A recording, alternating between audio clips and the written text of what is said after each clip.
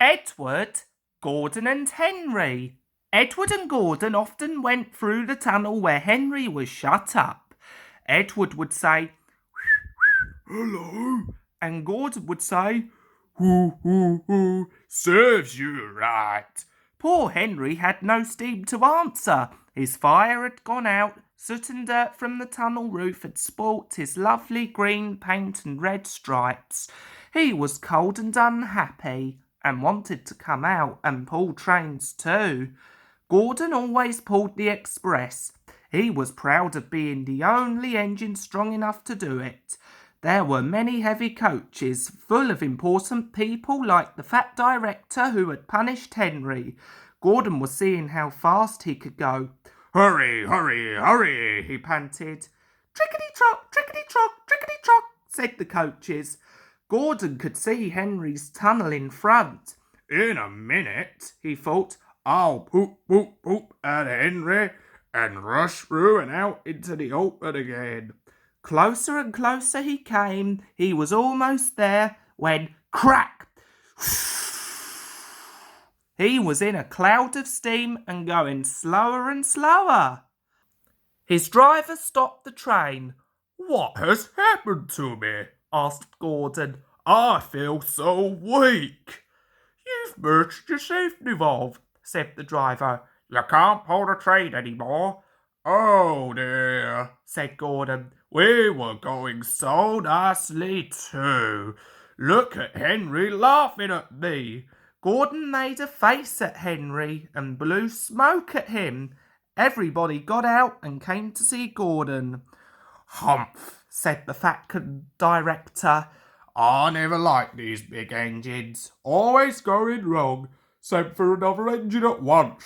While the guard went to find one, they uncoupled Gordon and ran him on a siding out of the way.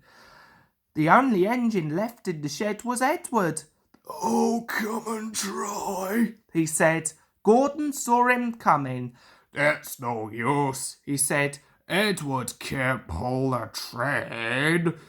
Edward puffed and pulled and puffed, but he couldn't move the heavy coaches. "I told you so," said Gordon rudely. "Why not let Henry try?"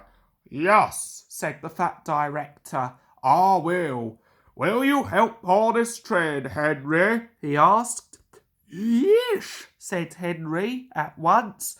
So Gordon's driver and fireman lit his fire, some plate layers broke down the wall and put back the rails, and when he had steam up, Henry puffed out. He was dirty. His boiler was black and he was covered with cobwebs. "Oh, I'm so stiff. Oh, I'm so stiff," he groaned. "You'll better have a run to ease your joints and find a turntable," said the fat director kindly. Henry came back feeling better and they put him in front. "Beep, beep," said Edward. "I'm ready." "Peep, peep, peep," said Henry. "So am I." "Pull hard, pull hard, pull hard," puffed Edward. "We'll do it, we'll do it, we'll do it," puffed Henry. "Pull hard, we'll do it, pull hard, we'll do it, pull hard, we'll do it." They puffed together. The heavy coaches jerked and began to move, slowly at first, then faster and faster. "We've done it together! We've done it together! We've done it together!" said Edward and Henry. "You've done it, hooray! You've done it, hooray! You've done it, hooray!" sang the coaches. All the passengers were excited.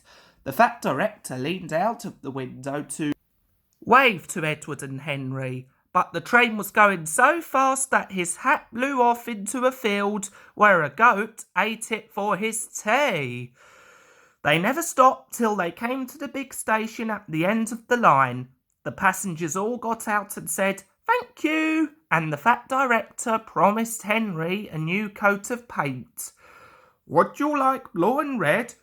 "Yes, please," said Henry, "and I'll be like Edward." Edward and Henry went home quietly, and on their way they helped Gordon back to the shed. All three engines are now great friends. Wasn't Henry pleased when he had his new coat? He is very proud of it, as all good engines are, but he doesn't mind the rain now because he knows that the best way to keep his paint nice is not to run into tunnels, but to ask his driver to rub him down when the day's work is over.